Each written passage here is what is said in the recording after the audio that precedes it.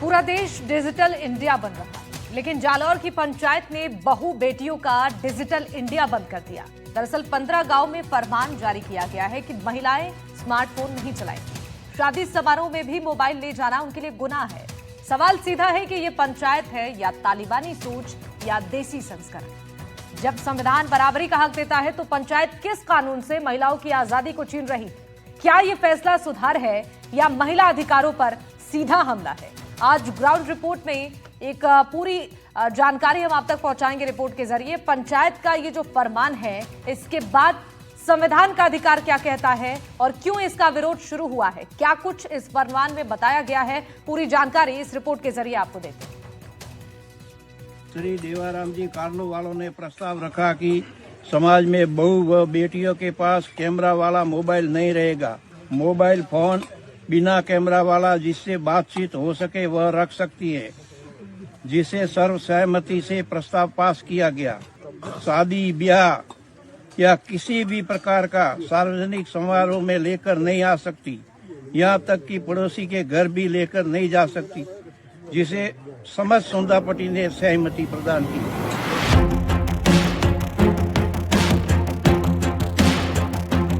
आज हर कोई digital India की बात कर रहा है, लेकिन जालौर की पंचायत ने वक्त की सुई को पीछे घुमा दिया। पंचायत का एक तुगलकी फरमान सामने आया है। 15 गांव की बहू बेटियों के लिए पंचायत ने स्मार्टफोन इस्तेमाल पर रोक लगा दी है। फैसले के तहत महिलाओं को न केवल स्मार्टफोन रखने से रोका गया है, बल्कि किसी भी सार्वजनिक समारोह, शादी विवाह, सामाजिक कार्यक्रम या पड़ोसी के घर जाते समय भी मोबाइल फोन ले जाने की अनुमति नहीं होगी। हालांकि उन्हें साधारण कीपैड फोन इस्तेमाल करने की छूट दी गई है।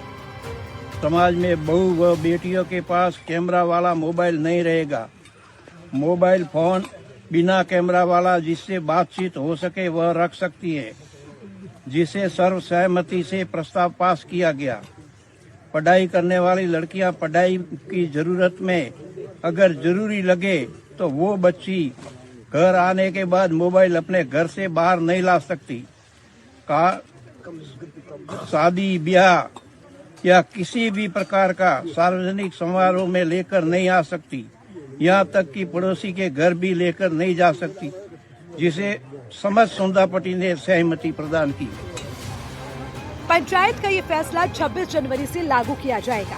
पंचायत के फैसले में ये भी स्पष्ट किया गया है कि जो बच्चियां पढ़ाई कर रही हैं, वे आवश्यकता पड़ने पर घर के भीतर मोबाइल फोन का उपयोग कर सकती हैं।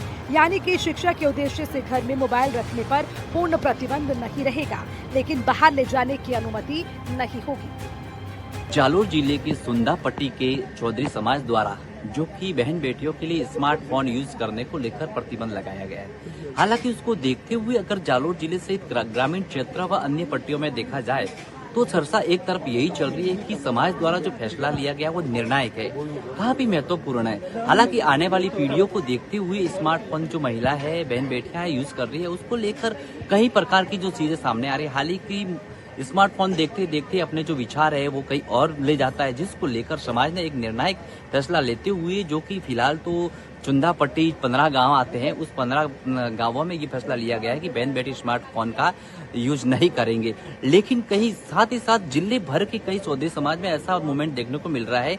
हालांकि जो स्थानीय लोग हैं वो कह रहे हैं कि समाज द्वारा जो फैसला लिया गया है बहुत ही महत्वपूर्ण है। आज सायला उपखंड क्षेत्र में हम आए हुए हैं, यहाँ पर भी चौधरी समाज के जो बुद्धिजीवी लोग हैं, कुछ व्यापारी हैं, कुछ युवा है, वो भी हमारे साथ है। उनसे बात करेंगे कि आखिर में आपकी समाज द्वारा इतना सुपर अच्छा फैसला जो कि स्मार्टफोन को लेकर लिया गया है, तो आप उसके बारे में क्या कहना चाहते हैं और कैसा लग रहा है? क्या नाम है आपका? मुकेश नाम है मेरा। हाँ, जो हमारे समाज में जो ये फोन मोबाइल वाला जो निर्णय लिया है वो अच्छा ही है, और सभी के लिए यही होना चाहिए कि हमारे बहन बेटी वगैरह वो कभी बाहर जाती हैं तो उनको फोन की कोई जरूरत नहीं है, और जो पढ़ाई करती है उन बच्चियों के घर में फोन रख सकती हैं। तो वो हमारे समाज ने निर्णय लिया वो बहुत ही अच्छा लिया है। ये फैसला जालौर जिले के गाजीपुर गांव में चौधरी समाज की सुधा माता पट्टी की बैठक में लिया गया। पंचायत ने इस फैसले पर तर्क दिया है। फैसले पर पंचायत का तर्क बच्चों की आंखों की सुरक्षा। महिलाओं के पास मोबाइल फोन होने से बच्चे अधिक उपयोग करने लगते हैं, जिससे उनकी आंखों पर बुरा असर पड़ने की आशंका रहती है। इसी कारण मोबाइल उपयोग को नियंत्रित करना जरूरी समझा गया। पंचायत के इस फैसले को लेकर विरोध भी शुरू हो गया है।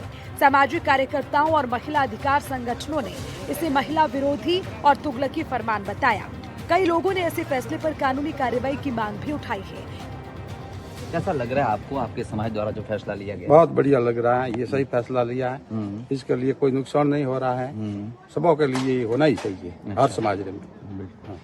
आप क्या कहेंगे? हम भी यही बात कर रहे हैं, लोग ने बोला वो कि भाई समाज के लिए ऐसा ही किया है। सुंदर पटेल ने जो फैसला लिया है वो बहुत अच्छा लिया है, सभी समाज के लिए ये लागू होना चाहिए। अच्छा, तो आप अच्छी तरह से देखते हो फैसले को? हाँ। समाज के लोगों का यही कहना है कि वाकई में जो फैसला है वो महत्वपूर्ण फैसला है और आने वाली जो जनरेशन है, युवा है और माता बहनें हैं, उनके लिए भी फायदा है, ताकि कई विचार है जो अपने उस मोबाइल स्मार्टफोन को देखते अपने विचार कहीं ना कहीं भटक न जाए, जिसको लेकर ये फैसला लिया गया है। कुछ और भी लोग हैं, क्या कहेंगे आप? सही बात है, ये तो मतलब हर किसी के लिए मतलब गलत सोचना ना जाए, इसलिए स्मार्टफोन ना यूज करके हो सके तो कीपैड वाला फोन यूज कर सकती है। अजीबोगरीब फैसले के बाद महिलाओं की सुरक्षा, शिक्षा और आत्मनिर्भरता की बातें अब कागजों में ही रह गई हैं। जब पंचायतें संविधान से ऊपर खुद को समझें, कानून को नजरअंदाज करें, तो सवाल उठना लाजमी है। क्या पंचायत का ये फैसला कानूनी है? क्या महिलाओं की आजादी पंचायत की मोहताज है? और क्या प्रशासन इस फरमान पर कार्रवाई करेगा या चुप्पी ही सबसे बड़ा जवाब बनेगी? समाज का एक निर्णय और है कि अगर ऐसे ही कोई परिवार में अगर कोई बाहर बहन बैठिया जाए तो उनके लिए भी जो प्रीपेड वाले फोन है उनको इस्तेमाल कर सकते हैं, और आने जाने के लिए अगर ऐसी बात करनी है तो परिवार में एक दो अन्य के लोगों के साथ जो फोन परिवार में रहते ही है तो उसको भी यूज कर सकते हैं, लेकिन पर्सनली अगर तौर पर देखा जाए तो यूज नहीं कर सकते। हालांकि जालोर जिले से अच्छी खबर देखने को मिल रही है, लेकिन कई ऐसे भी मुख्य कारण बन रहे हैं जो कोई इस खबर को देखते हुए, इस फैसले को देखते हुए ना खुश हो, लेकिन अधिकतर जो समाज है वो इस फैसले को देखते बहुत ही खुश नजर आ रही है और निर्णायक फैसला देखा जा रहा है। जालोर से एनडीटीवी के लिए भरत राज पुरोहित की रिपोर्ट। खबर भरतपुर से, जहां की संजय नगर कॉलोनी में बंदरों का आतंक देखने को मिल रहा है। बंदरों के आतंक से लोग इतने परेशान हैं कि हाथों में डंडा लेकर रखवाली करनी पड़ रही है। बंदर लोगों को काटने के साथ साथ पानी की टंकी के ढक्कन, पाइप तोड़ने के साथ कपड़ों को फाड़ रही हैं और फल ले जाने के साथ पेड़ों को भी तोड़ रही हैं। स्थानीय लोगों ने कई बार नगर निगम प्रशासन को शिकायत की है, लेकिन कोई सुनवाई नहीं।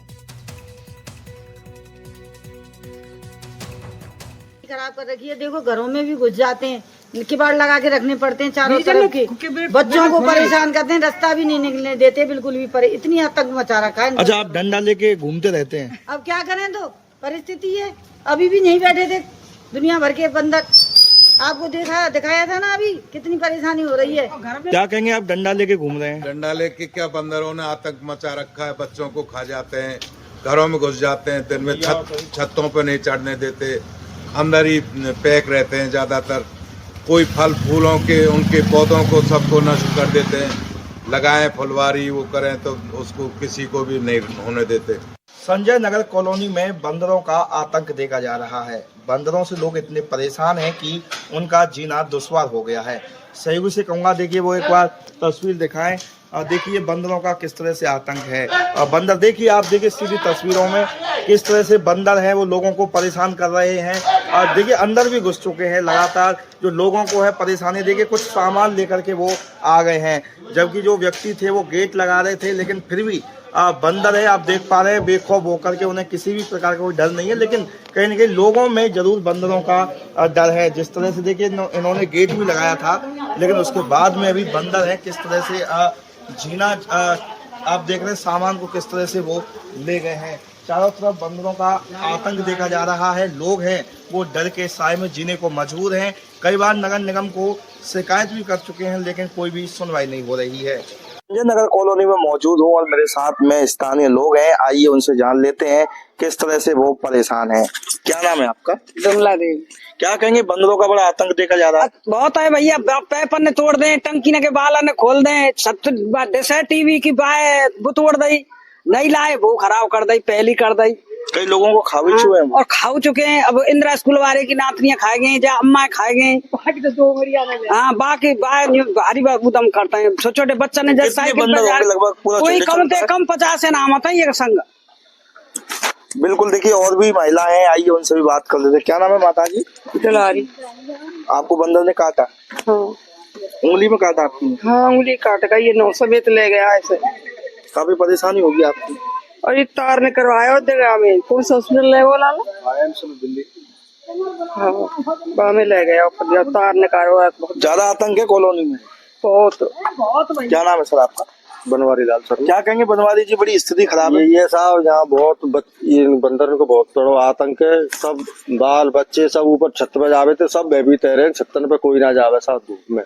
कितने साल से लगभग ये परेशानी होगी? ये अभी ज्यादा आने लगे हैं। अभी हाँ 1 साल के आसपास के, पहले इतने नहीं थे, अब जब पूरे दिन भर इसी तरह से पूरे दिन भर यहीं पे, पूरे दिन और रात में भी लड़ते हैं। यहीं सो जा छतन पे। ये इनका माहौल बहुत, कोई समस्या का समाधान नहीं हो पा रहा है। नहीं हो पा रहा सर कोई। बिल्कुल, देखिए स्थानीय लोग हैं, इनका यही कहना है कि लगातार जो बंदर हैं वो इन्हें परेशान कर रहे हैं और यहाँ के जो स्थानीय लोग हैं वो पूरी तरह से भयभीत हैं और अभी तक कोई समस्या का समाधान नहीं हुआ है। पूरा करीब 50 से 60 जो बंदरों का झुंड है वो कहीं न कहीं पूरे कॉलोनी में घूमता है, लोगों को परेशान करता है। तमाम तरह के, चाहे पानी की टंकी की बात की जाए, उनके ढक्कनों को ले जाते हैं, पाइपों को तोड़ जाते हैं, डिश है, और कई लोगों को कह सकते हैं कि शिकार भी बना चुके हैं। भरतपुर से एनडीटीवी के लिए ललितेश कुशवाहा।